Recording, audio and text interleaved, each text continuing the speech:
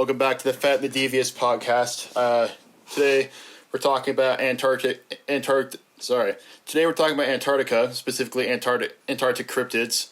But we'll just kind of go wherever it takes us. I mean, it's a whole continent. That's a lot of material to cover. I was just saying that. So usually I record the episodes just as a voice memo on my phone, and the audio quality is pretty good. I couldn't find a single phone charger in the entire house. I looked everywhere. I mean, the one I used to have was broken, and the other one was taken by someone else. And then there's another one in the room. That one's gone. Everyone else has Android. So there's literally the one I'm using right now. It's a really short one. I had to connect that with an extension cord. So yeah, I have it worse than anyone else on this planet. I know it's pretty brutal. Yeah, let me just make sure let's see.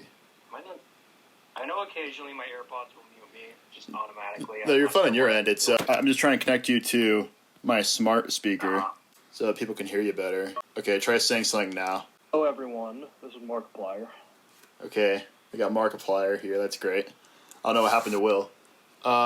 Okay, so anything? I kind of just started yapping. Anything on your end? Like, is anything cool happened today? No, today was actually quite boring. I just basically did errands the whole day. You played Helldivers, right? A little bit, yeah. Okay, there's something. Fallout when you asked if I could get on, too. Sorry, say it again? Playing Fallout when you asked if I could get on. The day was just spent doing errands. That's good. The ODST DLC, did that one deliver? Like, was that good? It's like a War Bond pass. Yes, it was really good, yeah. So does it handle the same way? Like, does it feel 1-to-1 with Halo 3? No, it's very different. Helldivers is kind of third person by default, whereas Halo 3 ODST is like apologetically just straight up first person with like no room for third person kind of stuff at all. Oh, so it's sort of like how, someone who likes playing the game Republic Commando might, when they play the Republic Commandos and Battlefront 2, it's similar, but it's still a different game. Is that a fair comparison? Still different. It might be a bit jarring for them even. Yeah, basically. It's hot in here. I'm not going to open up the window though because crickets. But okay, yeah. I mean, still like Helldivers, Halo. Those are two things that anyone who likes shooter games would like. So you combine them, and it's like Alien versus Predator. Like, it's just two good franchises just combined. It just makes it even better. The War Bond, they don't end. It's kind of like it's permanent access in a sort of way. But we've already moved on to the next War Bond for Helldivers.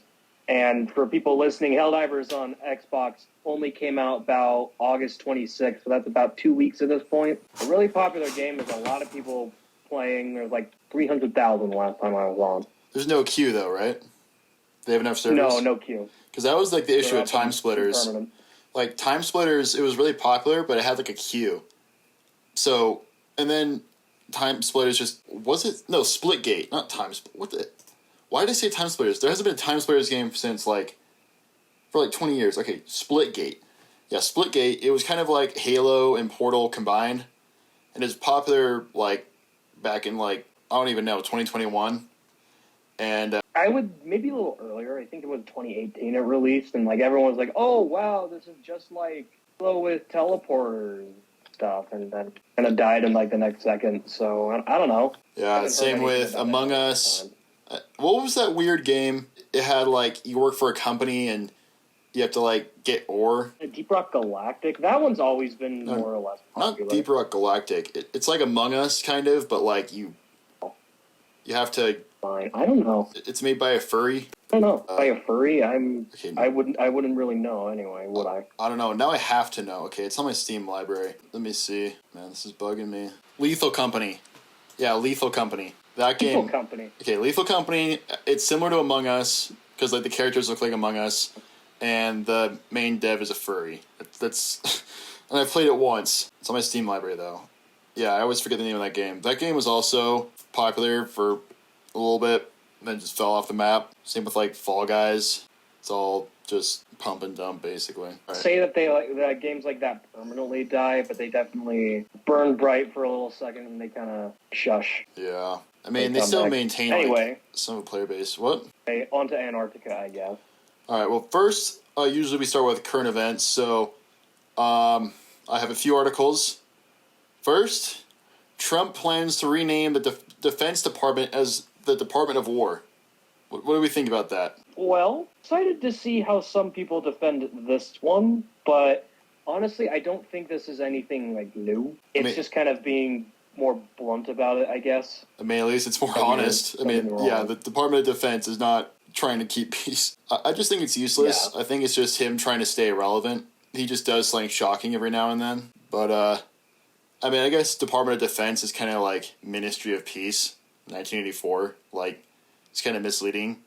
So I guess it kind of makes sense, but at the same time... I guess it kind of makes sense. It's still kind of like... Why? Like, why do you need to do that? Very, very blunt.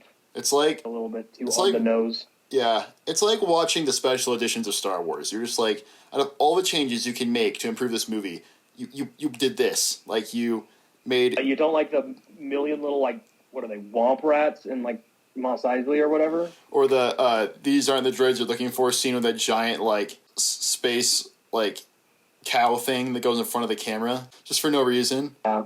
So 99% of people do not like the special editions, and the 1% is just George Lucas himself. Like I've only seen one person defend him online, and his only defense was, "Oh, well, George made it, so that means it's inherently better." Okay, well, that doesn't make sense. Yeah.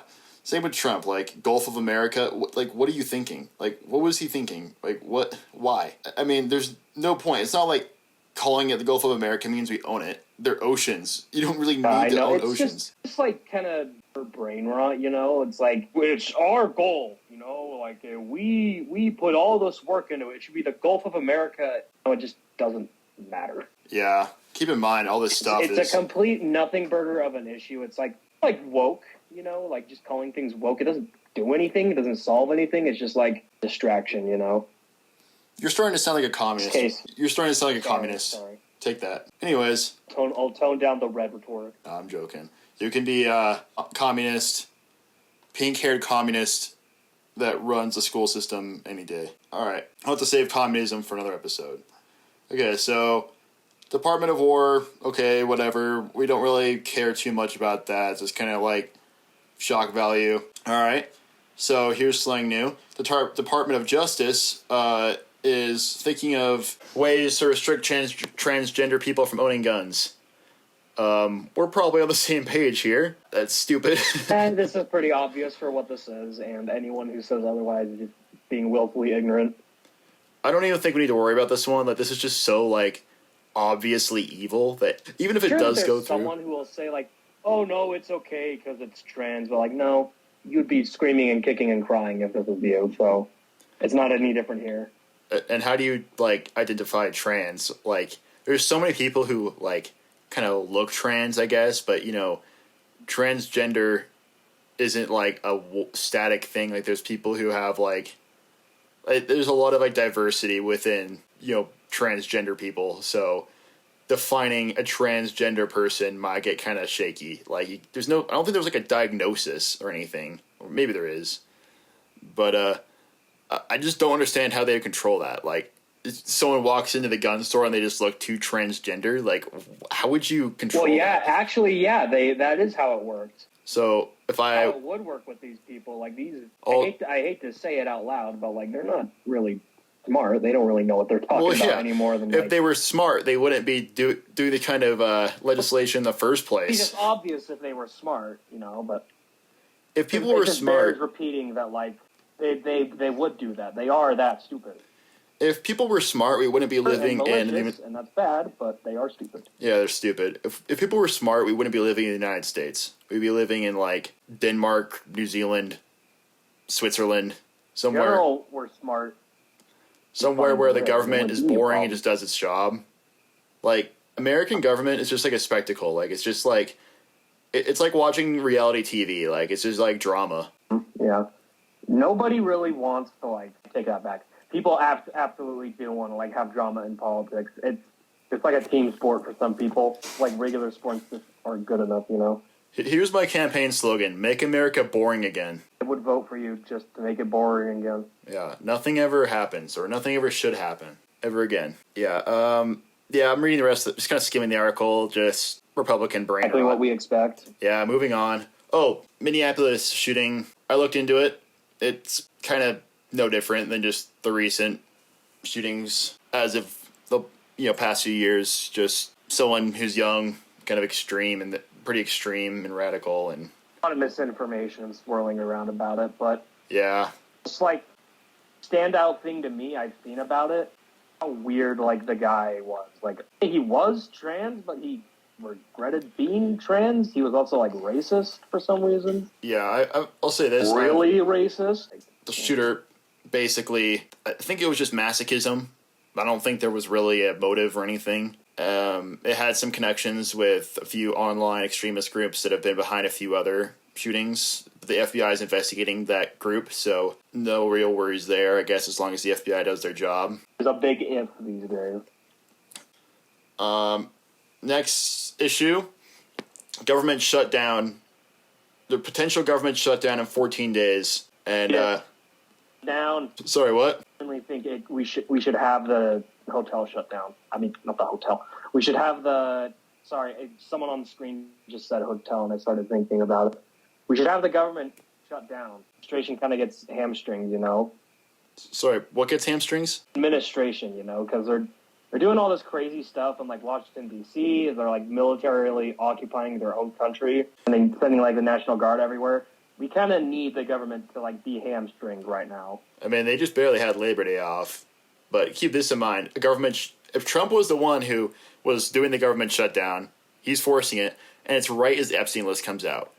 He wants a government shutdown right as Congress starts talking about Epstein, and Congress is against it. They're the ones who want to stay, who want the government to keep going. So it's just so obvious that he's just trying to cover for himself. And now there's like he has like health problems too. Thing though, there was a sort of I think it was a hearing, special kind. I don't remember what, so I'm not gonna like say what it was. But it was with a lot of Epstein's victims. Oh yeah, Republican Congresswoman, I forget her name. She walked out of it crying. She left early and she was crying because it was like hard for her to listen to. I kid you not. Not even 2 hours later, she had posted like a whole like, I'm gonna stick with President Trump on this. Sort of like just desperately wants to be reelected, basically. Don't really consequences anymore. Like, well, yeah, look at what happened to Al Green. Like, I think the whole point right now is to like, well, we're not going to get reelected probably because you look at all these like special elections since 2024. Basically, every like Republican has lost. I don't think there's been a significant victory for them since 2024 wise. I think the goal right now is to just you don't need to worry about getting reelected. Like, just gerrymander everything into oblivion. So nothing like gets done, Yeah. What I was saying is there's no repercussions for these people because if you remember Al Green, the guy who was like, I think it was during one of Trump's speeches for Congress, he just started like heckling and just started like, I mean, I agree with what he said, obviously, because I don't like Trump, but like he it wasn't his turn to talk. He was doing it without permission. He got censored. He got a censor by Congress, but did it do anything? No. He got away with it. I mean, so they can just break whatever rules they want. It doesn't matter. But what you're saying about the tweet, like it reminds me of sorry, give me a second. It reminds me of January 6th, where everyone was, in fear, but then the next day they're tweeting, "Oh, it was actually peaceful," even though they were literally sheltering. Like, that's how desperate these people are. Yeah. Okay. Everyone in like that tent just goes along with it, so it's very hard to kind of get through. Well, yeah, it's like a game for them. Like, I mean, keep in mind these people it's a pretty easy job. Being a congressman or being the president. If you don't care about your job, it's really easy. I don't buy into the argument that it's hard to be the president. It's hard to be the president if you care about your job. If you're someone who's like Bill Clinton, just following the money, it's super easy. You don't have to do anything. You just sign a bunch of stuff, go places, because, their speeches are written for them. It's only if you're someone like Abraham Lincoln who actively stresses out about doing the right thing, then yeah, it's hard for you. But, you see pictures of How many presidents are like Abraham Lincoln these days? Not many. Obama, he cared about his job. Well, someone out there is going to argue with you about that. So I'm saying he was genuine. Like, you can tell he he wasn't there. Yeah, I agree on that part. I'm sure someone is going to be. Yeah, I mean, obviously, Abraham Lincoln and Obama are kind of apples and oranges. I mean, in terms of dedication, but yeah, not directly comparable. Same with Congress. It's all you have to do for the job is just sit in that room and then just vote no on everything at minimum. Keep in mind, it's not just they get paid a lot, and it's not just that. They also get like free hotel rooms, meals covered, all kinds of other stuff. Healthcare, all that kind of thing. So it's a pretty cushy job, regardless. Not to mention, the power trip it is for some people. Some people have plenty of incentives to be in Congress, even if they don't really care. Just stupid. You end up with just, how things are today. Yeah. But who don't care about, like, anything but re-election. Yeah, second you get elected, the first thing on your mind is re-election. There's something wrong with that. All right. Last article made the headlines is RFK went on a 3-hour rant about vaccines. Have you read about this? I know. I have an idea of, like, with RFK, like, very, like, just listen to stuff about him because he's a kook. He literally says he has worms in his brain. Anyone would reasonably listen to him is beyond me. This isn't like well, let's just hear him out moment. Like, he has of his own self-admittance. He doesn't even have credentials. He's like have many more. He's like, what's an equivalent of someone with like no credentials in their field, who is in their field anyway? Dead weight, I was gonna say, but freeloader, freelancer, Like, those like fake Egyptologists, like the people who just make things up about Egypt and sell all these books, like that kind of crap. It's what RFK strikes me as. He's like just a poser. Like, he just claims he's this dude who knows stuff about like medicine and all that kind of stuff, but really he doesn't know anything. He wasn't running for the CDC. He was running for president. Like, why? He was just assigned that role. Pulled into Trump's camp because Trump is like, oh, wait a minute. I get this guy to, like, work for me and stuff. Like, I get a lot of independent votes because for some freaking reason, libertarians and independents like RFK, even though he's, like, the most draconian guy ever. You want to know the sad part? Libertarians are just stupid in the U.S., so I don't know. Here's the sad part. A lot of the libertarian platform actually makes sense. It's just, like, where people go with that platform, that's just, like, that's what loses me. People say, like, oh, well, government shouldn't be able to control drug stuff, abortion, immigration, all this stuff. I'm like, yeah, that makes sense. Oh, and guns. I'm like, yeah, sure, great. And they start saying, like, oh, but we also don't want garbage collection. We don't want water bills. I'm like, okay, you lost me there. I don't get that part. So it makes some sense. It's just that the people who subscribe to it, they just drive into the ground. It's so stupid. They tend to be very naive, yeah. They're like, they don't even really real libertarians. They're just like extreme Republicans. It's meaningless. An extreme anymore. Like, a libertarian will be fairly tame for Republicans these days. The most extreme Republican is just straight up SS Nazi guy. I mean, they're all from the same like nut house, basically. I mean, they use like the "don't tread on me" flag, but I don't even know what that even has to do with libertarians. I mean, wasn't the note they contradict themselves with it like 5 seconds later? Yeah, I don't get it. So during the 3-hour rant, RFK Jr. just argued with everyone. He basically just said that basically what he did is he's made it so the COVID vaccine is no longer covered by insurance, and and people were arguing with him about it because obviously it's stupid. They kind of went in circles about it, but then Bernie Sanders started arguing with him. I just want to play a short clip because he kind of summed it up well. So here, just listen. All right, next question. President Trump, who I don't usually agree with, called COVID vaccines, quote, one of the greatest miracles in the history of modern-day medicine that saved tens of millions of lives worldwide. Scientific community agrees with Trump. Lancet study found that it prevented almost 20 million deaths during their first year of use. Secretary Kennedy, are President Trump and the medical community right, or do you still believe that the COVID vaccine was, quote, the deadliest vaccine ever made? No, first of all, I didn't say that. I said that in terms of affairs reports a while ago. I've said today, I think that President Trump should get the Nobel Prize. So who's right? Is Trump in the medical community right, or are you right? President Trump did an extraordinary piece of leadership. Is he right or wrong? Did COVID save millions of lives? As I said, he got Americans back to work. At that time, that particular vaccine, which perfectly matched the virus that was circulating then, and I have no idea how many lives it saved, but it saved quite a few. Your shape is incredible. Okay, then there's just an ad. Here, let me just mute this real fast. YouTube it. I find a little bit weird in this discussion. I'm hearing it over and over again this morning, Mr. Chairman. We've got the entire medical community on... Okay, yeah, that's it, basically. I don't know. Basically, the reason I played that was he contradicted himself. He's saying... I mean, I don't really know what his deal was with the vaccines. I think it was he thought they were Those bad. are safe. He just is trying to kowtow to Trump at the same time. Yeah, he's like trying to, like put respect towards Trump, but also criticize the vaccine. So it's cognitive dissonance. I just don't get it. I think he was saying, from what I could gather, I think he thinks that right now the COVID vaccine isn't necessary enough for insurance to cover it anymore by Medicaid.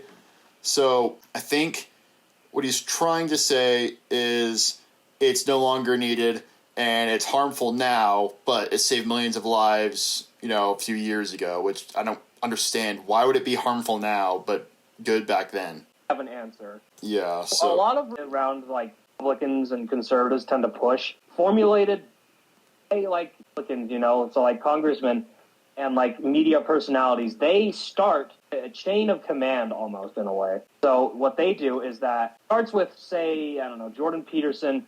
He hears blah, blah, blah, blah. He also says blah, blah, blah, blah. And that just spreads and spreads like wildfire. And it's on full blast the whole time. You know the saying, like, you repeat something enough it becomes true? It's true with Republicans. Connor will probably attest to this. I agree with them. When you have a household with Fox News on 24/7, the same sort of just brain slop blasted into your brain over and over and over again. Eventually, it's going to start to sound nice. Oh, wait, this guy has a point. It's like... Absolutely ludicrous take that nobody agrees with is actually right, It's like the Inquisition. Like, they just have to uphold whatever Trump says. Like, Inquisition, you just had to uphold whatever the Vatican said. Whatever the papacy said. Same here. Like, normalizing, like, just sanity, basically. Yeah, like, RFK is trying so hard to say he doesn't believe in vaccines because he was saying there's no evidence that vaccines work. He was saying earlier that, all the doctors are wrong who say they support vaccines, or maybe specifically the COVID vaccine. I don't know. I wouldn't be surprised if he was like vaccines. He said vaccines cause autism, and he also hates autistic people. Generally anti-vax. Like, categorically anti-vax. Yeah. As a farm code. Yeah, so I'm saying it reminds me of the Inquisition because you just have to uphold whatever the papacy says. In this case, he has to uphold whatever Trump says while also inserting his own brain-dead rhetoric. So he's just trying desperately not to step on the wrong toes while still putting forward his brain-dead rhetoric, his brain-dead ideas. So he's saying that Trump had great leadership and saved lives, but also that the vaccine somehow, since then, isn't good anymore. I mean, I don't know. I mean, Trump created the vaccine. It was under his administration. Biden just had the rollout. Trump really said wear masks, too. Like, Trump was being advised by, like, actual genuine doctors. Like, hey, this is a big deal. Like, our precautions we need to take, like, collectively as a nation. We haven't had this kind of thing in a long time, though, so just bear with us, And Trump doesn't want to be the fall guy for any of that, like he normally would. So he shifts everything on the Fauci and whatnot, and the vaccine. And the thing is, Trump is an egomaniac, so he wants to take credit for his vaccine. He's kind of poking the bear by, like, actually, this vaccine's good. He's going to insult the old white moms who are anti-vax and just want to see their kids just wither and die in front of them. Yeah, I just don't get it. Like, what was... Oh, by the way, well said. I mean, like, I just don't get it. So, yeah, Fauci was the fall guy. I mean, Trump, he was in a tough position. He could have done way better. Like, there was a lot of mismanagement. Biden, people criticize Biden for the stimulus checks, but, I mean, he was in a tough position, too, and the economy was in shambles. Unemployment rate skyrocketed higher than the 2008 economic crisis. Crime rate went up, too. He's in a tough spot. and I think he was genuine. Trump, I don't think was genuine. I think he was also in a tough spot, Well, he but wasn't genuine. He just he kind of realized the severity of the situation, and he needed a fix. basically. He wasn't really qualified to do so. And now, people are turning against Fauci, but, what did he do wrong? He did his job. That's what.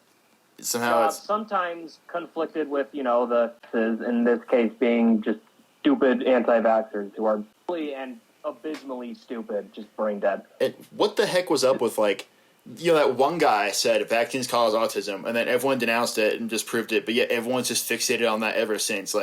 How did that just enter everyone's brains and just never leave? It's talking about the Lancet study.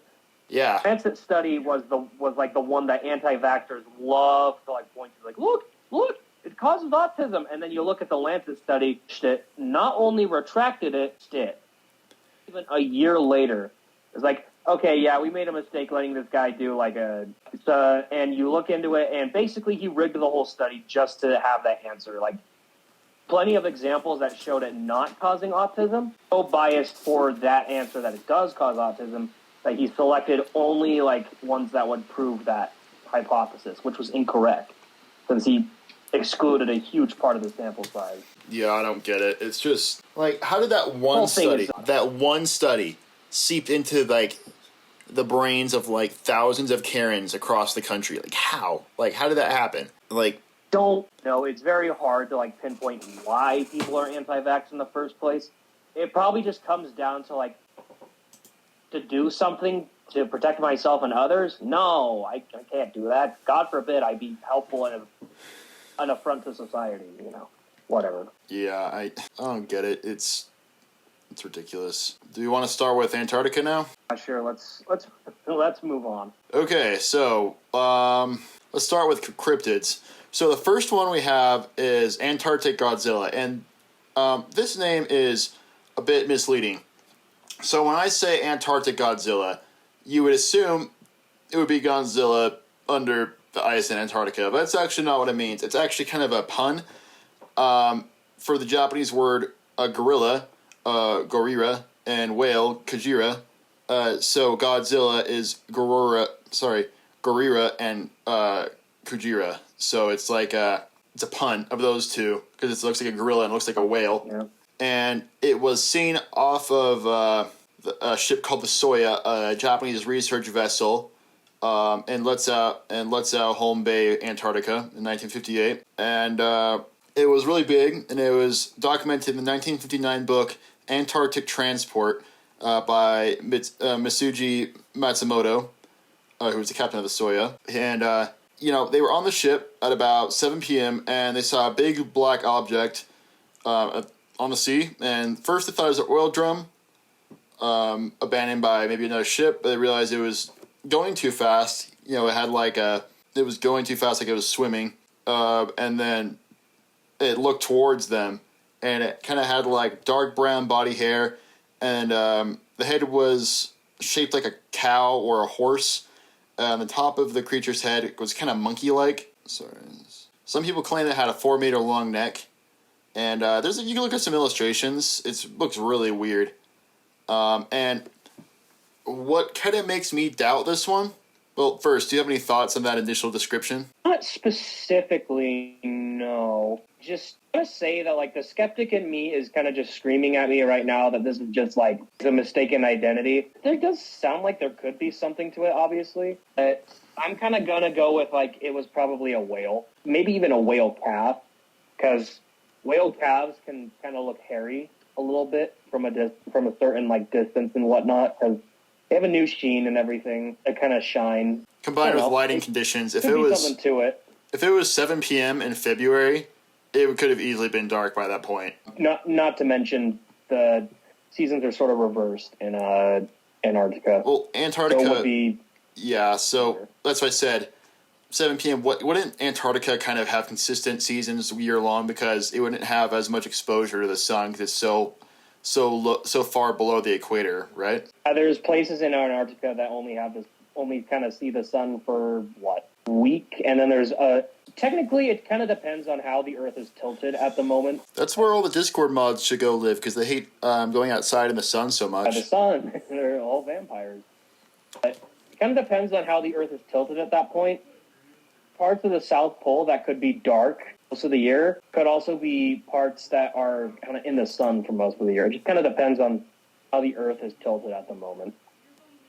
All right, and I'm going to switch back to my desktop audio real fast. Okay, so, yeah, that sounds about right. I mean, there's places in, I think, Alaska that don't really get much sunlight either. No. It's the same deal with North Pole, yeah. Just depends on what way it's facing. Yeah. So, I heard, you mentioned some skepticism. How much biodiversity would there really be in Antarctica? Like, are there really very many things that could... There's seals, right? In the middle of the continent, on, like, the ice cap, none. Nothing really lives there besides just, like, extremophile bacteria and stuff. And the seas around Antarctica are quite diverse. That would be the main thought when someone's saying biodiversity in Antarctica. That would be exactly what comes to mind.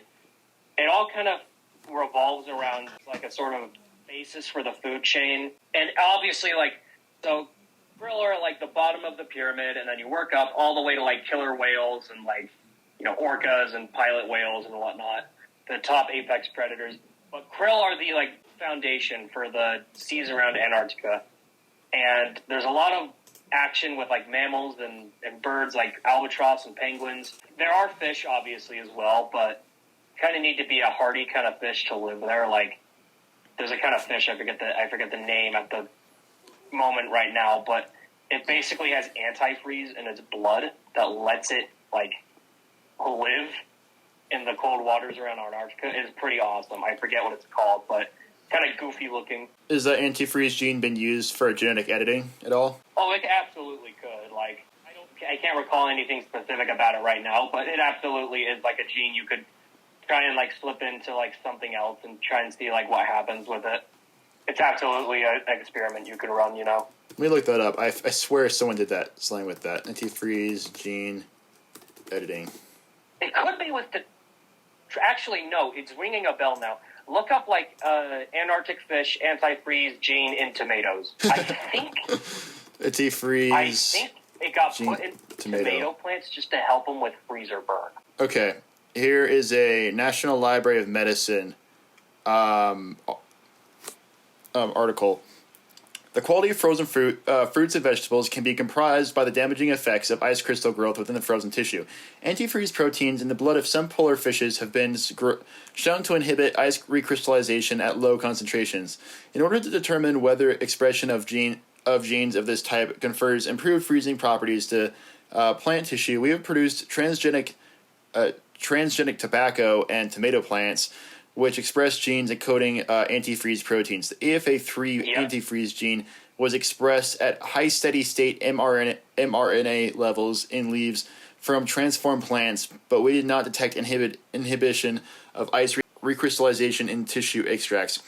However, both mRNA and fusion proteins were detectable in transgenic tomato tissue containing a chimeric gene encoding a fusion protein, truncated staphylococcal protein A, and antifreeze protein. Furthermore, ice recrystallization inhibition was detected in this transgenic tissue. I don't know if that was... that's exactly what I was thinking of. I don't know if that was exactly a success. It looks like they've had some kind of mixed results. They couldn't really determine if it really worked, it seems. But that's part of the course for a lot of the genetic like splicing experiments. But kind of hard to measure success with that kind of stuff. That's a very specific problem, though. The interior of a tomato freezing, which somehow ruins it. And gene editing to fix that. It can. I mean, like you slice up the tomato, even though it's been like out of the freezer for a while, and it's still like cold. Yeah, I mean, gene editing kind of can make it rot, I guess, too, and at uneven paces. Like the inside's fine, but like it's rotting for some reason, and it's going to spoil the rest because it's rotting now. Gene editing saved avocados. That was a success. Yeah. To a certain extent. Yeah, obviously. Like there are examples of success, but artificial selection kind of ruined bananas. Like bananas used to be taste a lot better, but then artificial selection just kind of made them bigger but more bland. probably easier to transport now. That's one way. Artificial selection, I think, changed to chickens. I think there's a few books written about how chickens used to taste different, but now they're just like so bloated that they taste more bland. I mean, I guess you do what you got to do to feed the world. I mean, food distribution is pretty hard, so I guess you got to make it count. We should, next time if Connor gets on, we can ask him about GMOs. He had a few interesting things to say about that regarding the farming industry. Let's go on with the sightings. So the reason I doubt the Antarctic Godzilla story is because the same guy who saw it, Mitsuji Matsumoto, said it reminded him of something he saw while visiting New Zealand on a merchant marine school training voyage, and his a biology professor said, "I'll show you the rarest thing in the world." And he took him down into like the brig or the basement of the ship, and there was a box about 60 centimeters long with a wire mesh, which had a weird creature in it. And Matsumoto looked at it, and it was about 30 centimeters long, kind of brown, similar to a newt. It had a serrated dorsal fin or dorsal plate growing on its body. It also had something that kind of looked like hair. The professor explained the organism to Matsumoto, but he could not communicate well due to a language difference. He was not interested enough to understand much of what was being said. He wrote down the name of the organism and also give him a picture, but he lost both. To me, like, what are the odds you see two cryptids in your life? Like, I mean, I know there's, like, other stuff. Like, some people say they've been abducted by aliens multiple times, but come on. I feel like you're more likely to get abducted twice than, see two different cryptids in your lifetime. Possibly this was just, like, a salamander, like a rare salamander, and he just thought it was more rare than it actually was. He just misunderstood. But in my mind, this kind of proves that he's kind of, like, looking for anomalous organisms, I guess, if that makes sense. Yeah. It is still interesting, though. I mean, it makes for a good story. Another sighting. Someone else saw it, but in the Antarctic Ocean, and it said it had a face similar to a turtle and a neck with similar to a barrel, which was in large relation to its head, with dark brown body hair and yellow patterns, similar to a zebra. So, what is that? Demo dog. Wait, what? Oh, the bull squid. Oh. Yeah, so... It kind of looked like a thing from Stranger Things. Yeah, so basically, this description has like yellow patterns. So in Half-Life, there's something called bull squids, and they're basically like these squids that... They're not really squids. They're kind of like these interdimensional bipedal squid things that shoot acid at you, and they have like face tentacles. And there's a beta model of the bull squid where it has kind of like yellow and black stripes, similar to the description. So it kind of reminds me of one of the bull squid designs. So if you want to look up, everyone listening, look up beta bull squid. That's kind of what it looks like. That's kind of a deep cut, but that's what it reminded me of. That description, though, is kind of weird, and I don't really think it's really related. I mean, the original didn't say it was yellow and brown, so I think that's just a separate cryptid. They got lumped in. That's interesting, too. And then I think last one in 1957, someone claimed they saw a Godzilla-like monster that was approaching the Showa station. However, measurements revealed that this object was not actually moving. It was assumed that it was a rock that was appeared to be moving due to mirage. So parallax movement, it looks like. Some people have speculated it is actually a Desmostylia, which is kind of looks like a underwater aquatic hippo. Do you know what a Desmostylia is, Will? I believe so. I'm going to look it up just to make sure I'm thinking of the right thing real fast. Okay, so basically, a Desmostylia is an extinct order of ungulate aquatic mammals native to the North Pacific from the early Oligocene to late Miocene. Desmostylians are the only known extinct order of marine mammals. So the best I can describe it... I am thinking of the right thing here. They are sort of along the line of the evolution of whales. Kind of. It's kind of like what a dinosaur is to a bird. It's kind of like a shoot off in a way of the main branch of the tree, if you get what I'm saying. If someone's listening, the best way I can just kind of conceptualize, just imagine, just like picture like an underwater tapir. So yeah, that's basically what it is. It's kind of a bulkier hippo, less fat, more muscular. So are you saying it evolved into whales, or it just has a similar place? No, it's along the path, but it didn't take the path. Okay. If you know what I mean. So they share a common ancestor somewhere. Yeah, they share a common ancestor somewhere, but they split off. Because whales used to be terrestrial. They used to be. They did, yeah. A long time ago. So kind of the nail in the coffin with the Desmostylia thing is they weren't around Antarctica. They were in the northern Pacific Rim, around southern Japan through Russia and the Aleutian Islands. Where's the Aleutian Islands? The long chain of islands of Mexico. Yeah, Catherine Archipelago. Like a sea. Yeah, there's no way they would be around Antarctica, and they're extinct. But the parallels are interesting. Kind of like Gigantopithecus with Bigfoot. Or Plesiosaur for Loch Ness Monster. I mean, the fact that Plesiosaur theory, people like the similarities are so striking. People just assume that automatically the Loch Ness Monster is a Plesiosaur. Like people say, oh, it's just a Plesiosaur. And reasonably so. I mean, they basically look the same. It's like just not possible though. Well, yeah. Feasibly. There's like a lot of ideas on what the Loch Ness Monster is. Some people say it's a demon. Other people say it was only semi-aquatic. Other people say it lived underground, like in caves underneath the Loch Ness, but there's no caves. Like, people have done extensive tests of the Loch Ness because whenever people have to get to be able to test new, like, equipment for testing water or new, like, systems for, testing seafloors and stuff, they always want to go test it at the Loch Ness because they always want to say, oh, well, maybe we can find the Loch Ness Monster this way, just for fun. And, it always turns out nothing. And nothing happens. Yeah. Yep, I'm familiar. But I get the sentiment. It's, if I had the choice to test my equipment somewhere, I would choose a Loch Ness. I mean, that'd be way more fun. Go find a sea serpent. Yeah, I understand why. It's not going to change. Yeah. So, one explanation is that the Antarctic Godzilla will probably be a misidentification of a seal or whale.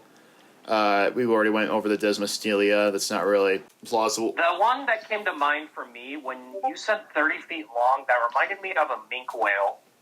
Minke whales are rather small. They're not the smallest, but they are rather small whales. They're about only as big as, say, whale shark that's on the small end. So maybe about 25, 20 feet. Still large, all things considered. Just small for a whale, And so it kind of reminded me of that. And they've also been for a lot of other sightings as well. So I think this could be a minke whale just because it's done it before, Yeah. And, I like these insights. You should probably dedicate some time this episode to some real science. Cryptozoology. Cryptozoology is a fairly harmless pseudoscience in comparison to the other ones. Well, is it pseudoscience? I mean, it's kind of. Yeah, I wouldn't say it's pseudoscience. There's merit to it, so it's at least helpful. Well, I mean, the dodo bird is a cryptid. That's not pseudoscience. There's been plenty of organisms that have been found that were ex-cryptids. It's a cryptid now in the context of, there was a sighting of one. Like, no. There's fossils of dodo birds. It's in the fossil record. I looked it up. Because I'm like, okay, well, why is the dodo bird any more credible than Bigfoot? And I looked it up. It's in the fossil record, so we can verify it. We can't verify Bigfoot in the fossil record. In the fossil record. I understand why someone might be led to think that, but there are reasons for certain things being, more credible than others. Yeah. If an organism isn't made from mineral organic matter, it won't be in the fossil record. Like jellyfish are not in the fossil record. Crustaceans they are. I'm gonna just small correction. There are jellyfish in the fossil record. Are extraordinarily hard to find, extremely rare, just overall extremely uncommon. They do not show up usually. What's the biggest There's jellyfish? Maybe 3 places in the world they show up.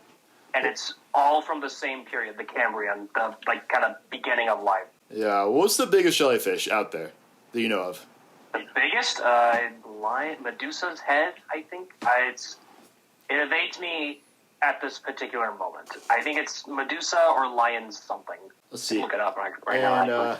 what was the deadly one? It was like had started with a K. Deadliest. Irukandji. Yeah. Or box jellyfish. Irukandji is technically a box jellyfish. We're gonna do that. Yeah, Irukandji. Yeah, and they're so small too. Like, why would you ever want to go to the Gulf of Mexico when those are out there? Like, you can. It was like Australia in particular. Oh, really? Where they were being a problem. But the thing is, like, they can wash up on the shore too. You can step on one too. Like, it's not just in the water. Like, yeah, you can, like the size of a quarter. and they're transparent too. You can't even see them. You could just be running down the shore, step on a Irukandji jellyfish, and then be hospitalized or die. It's not worth the risk. Go swim and like. At least like Probably other cool. things like the blue-ringed octopus is like does kind of give you a warning, you know, like it flashes the rings, like it's like, hey, don't pick me up, and if you do pick it up, well, it's kind of on you a little bit. Yeah. What would a fossil Yeah, of? Irukandji? Nah, they're just fuck you, I guess. Yeah. What would a jellyfish look like in a fossil? I would just assume it just looked like kind of like an outline, They right? look very strange. They look like almost tree stumps, like with the rings and What the whatnot. heck? There was a fossil from the Cambrian that was misidentified for a very long time. It ended up being a jellyfish just because some of the striations on the surface were similar to one today. Wow. That's it. That's the only reason. It just kind of looks like a blob otherwise. And props to the guy who figured that out. I would like if that was me. Like if I found that fossil, I would just be stumped. I would just say like, okay. It was absolutely a fossil. Like, it was something. It's just kind of hard to tell what. I would say, well, this thing obviously used to roam the earth, but I have no clue what it is. It roamed the earth, and it's clearly no longer with us. Yeah. Yeah. Octopuses, let me say this. Jellyfish, they would be a pretty early life form, right? Like, pretty much bare bones. Well, they don't even have bones. Like, they only have a nervous system. They don't even have, like, any sort of cognition. Which is just so weird to think They have about. the, like, basic essence of a nervous system. It's a stretch to call it a system, honestly. I mean, it is They're not like floating plastic venomous bags, but it is multicellular, so it is an organism. You know that. it's alive. It is absolutely alive, but it's Nothing to say anything going on about with it. It's not smart. like a sponge. Like, yes, it is an animal, kind of pushing at anything else to call it. Well, it's underwater, so it's just kind of different. Like, underwater organisms can't be held to the same standard as terrestrial ones. Yeah, that is true. Not as crazy as the Garthan organisms. Oh, yeah, it's very, very crazy, those ones. Oh, man. So, the Antarctic Godzilla reminds me of Stellar Sea Ape. Do you know what that is? Oh, yes, it's actually been a long time since I've heard that. Stellar Sea Ape is... it was found on the other side of the planet, and literally the other pole of the Earth. So, South Pole is Antarctica, North Pole is the Antarctic Circle, and below that is Alaska. And Stellar Sea Ape was found off of an island by Alaska, so complete other side of the planet, literally, but similar description. So Stellar Sea Ape was observed by a German zoologist, George Steller, on August 10th, 1741, along the Shumagan Islands in Alaska. The animal was described as being about 1.5 meters long, had a dog-like head, long drooping whiskers, an elongated but robust body, thick fur coat, no limbs, and tail fins much like a shark. He described the creature as being playful and inquisitive like a monkey. After observing it for 2 hours, he attempted to shoot it and collect the creature, but missed, and the creature swam away. There have been 4 attempts to scientifically classify the creature, and the consensus is... This is in Alaska, right? Yeah. So... How large was it? 5 meters, 4 meters? 1.5 meters, so 5 feet long. About a baseball bat and a half long. I was going to say this maybe like stellar sea cow, sea lion, possibly. I doubt it. But he also discovered those, so he would know the difference of all people. Yeah, he'd know the difference. But The scholars, the consensus is a northern fur seal. I would believe that. It may be a mutated specimen. Like kind of how chupacabras are hairless coyotes. Yeah. Keep in mind, chupacabras, the description changed a lot Yeah, generally they are. You can kind of just chalk it up to that's a hairless dog. Yeah. Personally, I think northern fur seal is a lame answer. I'd rather go with the interesting answer, which is that there are sea monkeys, literal sea apes, on this world. That is way more interesting. It may be the more interesting. It's also wrong, though. Well, hear me out. Gigantopithecus on the Alaskan Sea Bridge, similar to how whales, similar to how Desmostylia evolved into an aquatic organism. How about Gigantopithecus evolved into being an aquatic organism, and that is Stellar sea ape. So it's aquatic Bigfoot. What do you think about that? I think that's a very interesting connection to make. There's a couple flaws with it, but I'm just gonna let it be for now. Because it's just too cool to disprove? Yeah, basically. It's just too epic. Well, I think... It's too cool for me. I know, I'm too lame to decipher this. That's the thing. Scientists just make everything lame. Like, they should have kept, like, the biblical model for the Earth with, like, the four winds and, like, the waters being separated, because that's just way more cool than just a giant globe. Yeah, honestly, I agree with you. Like, what is wrong with our society where we think that just a normal circle is superior than the, like, completely flat square? Old biblical maps. Yeah. This is the moral rot within society that liberals love. I know. We just need a creationism episode. We should just have an episode where we just disprove all of modern science in favor for hollow Earth, flat Earth, creationism, and dinosaurs living alongside humans. Oh, and vaccines causing autism, because that gets lumped in with... Absolutely. How could we leave that out? Because somehow conservative Christian brain rot crosses over with autism and vaccines. As if your child being autistic is worse than getting polio. Yeah. I can think of a couple things worse than that. Yeah, so the sea ape, it didn't really pop up again, and consensus is a fur seal, but it's interesting nonetheless. I want to say that since the Aleutian Islands have kind of been surprisingly surprises, I guess, in a way. It's remote. That maybe it could be something like, I'm thinking of stellar sea cow specifically, and that was real. Like that's in the fossil record. We know it existed. It just got wiped out unbelievably fast as soon as we found it. Depressingly so. Yeah, stuff can go extinct in 1741, and I don't know if that would even enter the fossil record. What do you think? Like, would it? It depends on how long the species had been around. It probably would be before that specific year. Like, let's say it's not ape. Like, obviously, if it's... I want to... Okay, so I'm thinking about the elephant bird from Madagascar specifically when I say this. Something can exist just long enough to leave traces, but just short enough that it's kind of elusive traces. No, like, real, tangible, like, trace, And there probably is, like, an elephant bird skeleton somewhere, I'm sure. But there's a lot of it is just, like, eggs and footprints, egg shells, specifically, not, like, whole eggs. And just isolated bones that, like, native Madagascarans ate. Yeah. Here's something to think about, I kind of forgot, is when it says stellar sea ape, it's not really a literal ape. He also came up with, named this stellar sea cow, and that's a real organism. That's a real thing. It's not a literal cow. Yeah, that's real. It's just the name he gave it. So when we say stellar sea ape, it just means it kind of had features like an ape.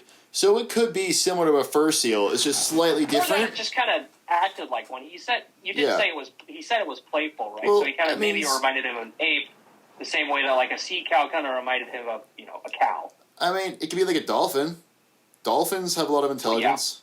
Be like a pig, it could be like a polar bear. I've seen polar bear at the zoo, just kind of do that kind of behavior. It was just kind of playful and just kind of liked swimming in circles, I mean, that's just because it's in captivity, but still, I mean, it's prone to that kind of behavior. I mean, when I think of a sea ape, I think it could be something similar to a fur seal, but here's a question.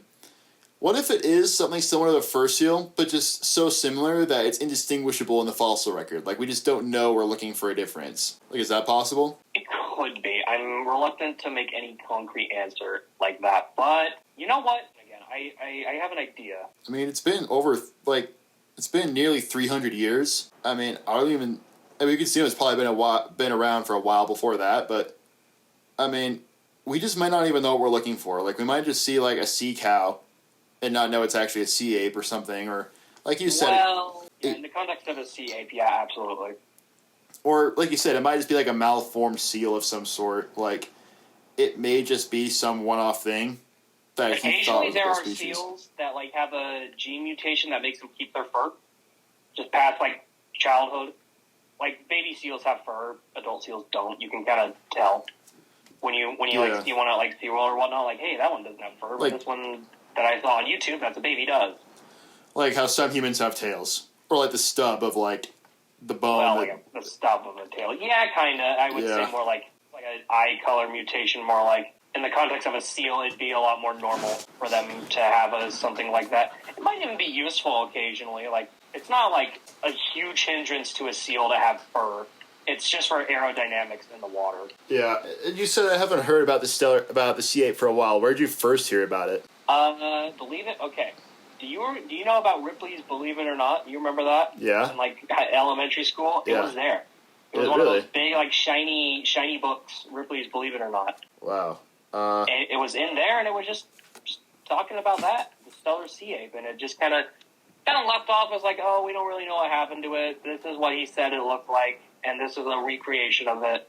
It was like this weird zombie-looking seal thing. Interesting. I heard about it in a Bigfoot video. I don't really know what it has to do with Bigfoot, other than they're both cryptids, but cool, I guess. To me, where the credibility comes from is this isn't just some dude who, has never been in a forest before, or just some crackpot who says he saw, like, a bipedal deer in the backwoods or something. It's a German zoologist, and it's not like medieval zoology where they just say, the Blennies live, like, on the other side of the mountain, and they're people with, faces on their chests. It's not crazy crackpot medieval zoology. It's like contemporary times, post-Enlightenment in 1741. I mean, this is like real zoology stuff. Yeah. So he's very credible. I mean, he could be wrong, obviously. Obviously. I would definitely believe him over, like, a different, like, just random guy from, I don't know. Right. Some unknown, like, BuzzFeed thread. Actually, I once saw Bigfoot. Like, oh, did you? I don't care. Yeah, BuzzFeed, I don't trust you. I believe George Steller. I believe George Steller over the dude who came up with Antarctic Godzilla. Like, I think he's more credible. Let's see. They had like a 2-hour... The creature interacted with the ship for 2 hours. Got it close enough to be poked by a pole. Swim away whenever the crew attempted to approach. Another sighting. In June 1965, a sailor and his daughter and his friend saw a similar creature on the northern coast of the Atka Island. They reported the creature as being 1.5 meters long, so it's the same size, and having reddish-yellow fur and a face resembling that of the dog breed Shih Tzu. That's kind of like it's kind of bearded kind of dog. I know what it looks like. And they detailed that in the book Misty Island. Let's see what that book is about. Misty Island. Sounds vaguely familiar. Book. Misty Island, Alaska book. Let's see. Misty Island, Suhang. The Misty Islands, sailing the high latitudes in Suhang. The Misty Islands is an intriguing tale of peoples and places, the sea and adventure, and a long cruise in the high latitudes of the Northern Hemisphere. The Smeatons, Beryl and Miles, and their husky catch, Suhang, need no introduction to the readers of the nautical cruising books, for most have read their tales of living aboard Suhang and their capsizing and dismasting of off Cape Horn. This book is an early Smeaton adventure. Okay, well, it's just describing it, assuming we already know what it is, so then what's the point of the description? Okay, so it looks like they're just kind of seafarers, and it's just like a memoir, sounds like. Yeah, I would agree. Yeah, it sounds like a real biography, maybe. Yeah. Any other things to say about the sea ape or Antarctic Godzilla? Not particularly. I think in the context of, like, broader cryptozoology, I think we should be quick to dismiss it, unless it's, ludicrous. Like, there's a little green Martian sticking his finger up my butt or whatnot. They're gray, not green. Sorry. Yeah, green.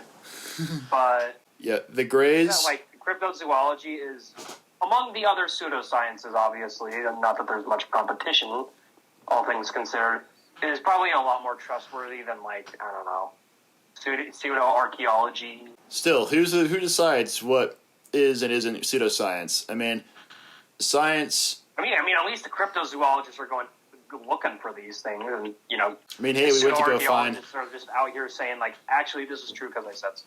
Trace and I tried to find giants and manti. We didn't find any, but hey, they might be out there. They could be out there. You just got to look harder. Yep. The tomb was on private property. We couldn't go find it. And that's on the channel if anyone's watching. But anyways, pseudoarchaeology. When I think of pseudoarchaeology, I think of grifters. Pseudoarchaeology, obviously there's some people out there who mean well but are just stupid. It's a very two-faced subject. You could be just kind of innocent, like... Go on. You could be going from innocent sort of... Like, there's an ancient city under the pyramids, even though there, isn't. And then you could get going to, like, not be, like, Agartha stuff. Here's a good distinction. How about South America was first discovered or explored? Everyone came back with tons of stories and tall tales. That's natural because there's a lot of unknowns. So, yeah, people are still making stuff up. And, here's a cool cryptid. Look up Deloy ape. The Deloy ape is really scary, but it was a hoax. So, people, sure, they're making stuff up. They have tall tales, but that's to be expected because it's a new area. Now that we have modern science, archaeology, exploration, we know a lot of that stuff is false. So, we know there's not crystal skulls and golden cities and stuff, although some people still claim those things, and more power to them. But the difference in my mind between that and someone claiming that, Egyptian pseudoarchaeology is people want certain things about Egypt to be true, so people who can say those things will make money. So there's people out there. There's a guy who got on the Joe Rogan podcast just spouting tons of pseudoarchaeology nonsense to the point where it's literally... Graham Hancock, yeah, I'm familiar. Graham Hancock was literally, like, damaging Egyptology, and he has been doing so for decades. And you can find these books just at Barnes & Noble. You just go to, like, I call it the conspiracy section. Yeah, they're out and about. I think I found one or two. Yeah. You go to the Barnes & Noble, you can just find... I think I found one or two, and I pointed it out. Yeah, you can just find pseudoarchaeology. And I've liked Egypt. I've liked Egypt since, I was in kindergarten. And, I feel like there's a line to draw between, history and just tall-tale nonsense, basically, where people are just making stuff up. It's cool to see stuff like Edgar Cayce or, Book of Abraham and stuff, but, this stuff can't be verified. Scholars... I just struggle to see how Graham Hancock isn't making it up. Well, it's his job to make it up. That's what he does. It's his paycheck. He's supposed to be making it up, obviously. What I meant is, like, how does anyone besides himself believe him? I don't know. Very, very obvious. He's just kind of, as it goes along, he's basically just doing, like, the Disney movie equivalent, like, freaking Atlantis. Remember that movie? He's just doing stuff like that. Like, actually, sort of, ancient people were so smart, they nuked themselves 1 billion years before ancient Sumeria was actually a thing. He didn't actually say that, obviously, but it's something he would say. They nuked a volcano, and then all the frozen aliens in the volcano got caught by the alien overlord Xenu. It got brainwashed, and then all the thetans got attached to humans on Earth, and now we have to audit all the thetans out of our body, or else you'll get depression and you'll become mentally disabled in your next reincarnation. True, this is true. Life. Tom Cruise told me so, by the way. So if you have something to say about it, just shush. Yeah. Don't question us on this. I don't know. It's like when I look at Edgar Cayce. Edgar Cayce is interesting because he's a clairvoyant, parapsychologist, claimed he could do all kinds of remote viewing and stuff. And, I think ESP is cool. When I was younger, Egyptology, ESP, stuff like that got me interested in a lot of things, but, it doesn't mean they have to cross over. So Edgar Casey said that underneath the Sphinx, there's like a bunch of rooms and stuff, and he claimed there's a bunch of stuff underneath the Sphinx. Let's see. Yeah, Hall of Records is a purported ancient library that is claimed to exist underground near the Great Sphinx of Giza in Egypt. The concept originated with claims made by Edgar Casey, an American who claimed to be clairvoyant and was a forerunner in the New Age movement. He said in the 1930s that refugees from Atlantis built the Hall of Records at Giza to preserve their knowledge. Casey's assertions had made precursors, particularly the pseudo-historical theories about Atlantis that Ignatius Donnelly promulgated in the late 19th century, as well as claims about hidden passages at Giza that date back to medieval times. This has been disproven multiple times. They did. There's something they could use to visualize underground. There was something they could do to test if there was chambers underground. Do you know what kind of technology they'd be? Any guesses? Radar, yeah, stuff like that. More specifically, sonar, I guess. Yeah. Actually, there's nothing not under just there. radar. Yeah, no one has. Yeah, predictably so. I mean, don't get me wrong. Edgar Casey is still a very interesting person, worthy of an episode. But that doesn't mean he's right. He knows anything about archaeology. I mean, same with Atlantis. I mean, he also has made claims about Akashic records, auras, astrology, dream work. I mean, Akashic records are also pretty interesting. Akashic records are saying that there's records in a different dimension that records literally everything that's ever happened. And the Aquarian Gospel of Jesus Christ claims to be from the Akashic records. It's a gospel from the Akashic records. That's one of the more wild books I've read.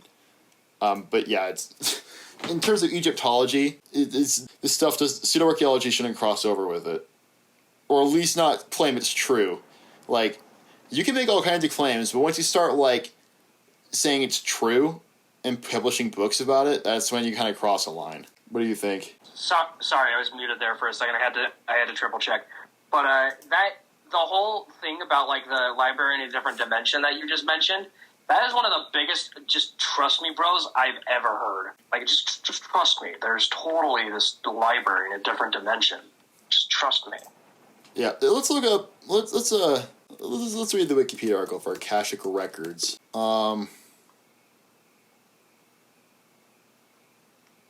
Okay, there is no article. Christian Chandler has mentioned the Akashic records before, so there's a weird fun fact. I don't know. Yeah, of course he has. I don't know why he would mention that.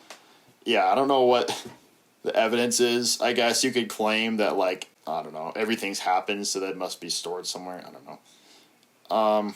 New Age movement is just wild, but I don't really know what else to say about Everything New Age is just strange. Yeah. More about vibes, if anything, and when it comes to New Age stuff. Yeah. If someone says they're in a New Age, I'm interested, but also a little on edge. But it also kind of... I want them to keep talking. To what they're talking about. I want them to keep talking, only because I know it's going to be weird. That's... Not about being converted at that point. I mean, I might pretend I'm interested in converting. Well, they're not really worried about conversion. It's a personal practice thing. No, I guess they want it to be a lot more culty. They don't need conversion. Yeah. Okay, I think we're done with Antarctic Godzilla and the Sea Ape. I'm going to end the episode here. There's 4 hours of this episode. I'm going to split into 4 parts. First part, we covered